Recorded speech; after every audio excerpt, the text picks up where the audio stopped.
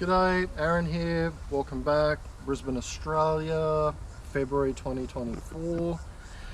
Gonna show off another bike that I got just over this last week. This one's not quite as early as a lot of the ones that we've shown, but it's retro, we're talking 1980s, and it's interesting. It's a mountain bike.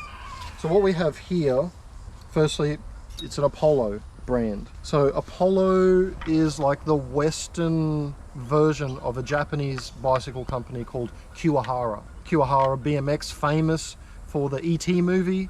You know, E.T. going across the moon in the basket in the front. That was actually a Kiwahara BMX. So that's kind of immortalized the company as with BMX collectors and stuff like that. So they were bringing Kiwaharas into other countries as well, but they were doing Apollo. I guess it's a more Western sounding name. Now the Kiwahara company, the cycle company, started in 1918 in Japan, but they first shipped out Apollos to other countries in 1962. So I guess you can say the Apollo brand started in 1962. All we have here is a mountain bike. I think it would be around about 1988, 1989, going by the components, which we'll go into in a second. But the reason I wanted to show this one off is the unusual frame design.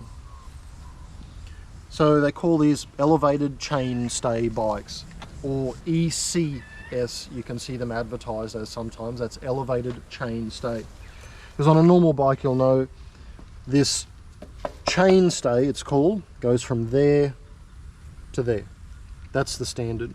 So these ones, which were done for a short time by quite a few of the brands, was an elevated chainstay. I'm imagining they thought there was some type of benefits to it, better clearance, probably less or no chain slap. Normally, you know, when the bar goes from there to there, the chain sort of slaps it, especially if you're doing off-road mountain biking. And so these were brought out as the elevated chainstay. Apollo did them, I'm sure Diamondback did them. There's a few different brands that I've seen of the elevated chainstay.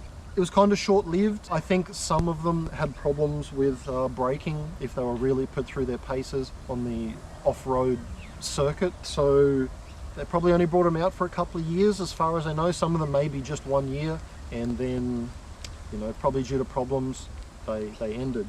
But that does make them quite collectible today because there's not a lot of them out there.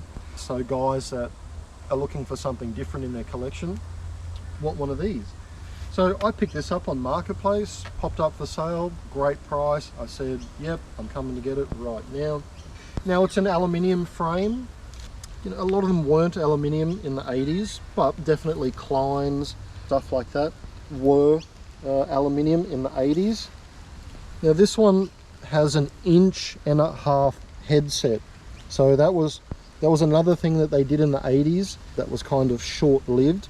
Quite hard to find replacements because you had 1 inch, you had 1.25 inch, 1 inch, 1.1 inch, as in 1 1/8, but then you had 1.5 inch or 1.25 inch. Anyway, it's rare, it's hard to find. But you've got full Shimano componentry on this, like a full Shimano Dior DX componentry. So that's, you know, decent middle of the range stuff. It went from Dior DX to Dior LX, and at the time Dior XT was top of the line. XTR didn't come out until the early 1990s. So really great condition, you know, a few chips here, which probably happens from, you know, people doing that to, you know, to throw your leg over, or possibly where it was clamped onto your back rack of a vehicle. But apart from that, I mean, it's really in good condition.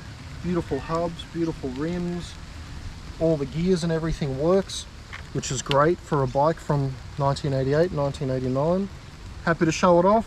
Thought I'd show off the elevated chainstay. Another cool bike. I'll get some more. Stay tuned.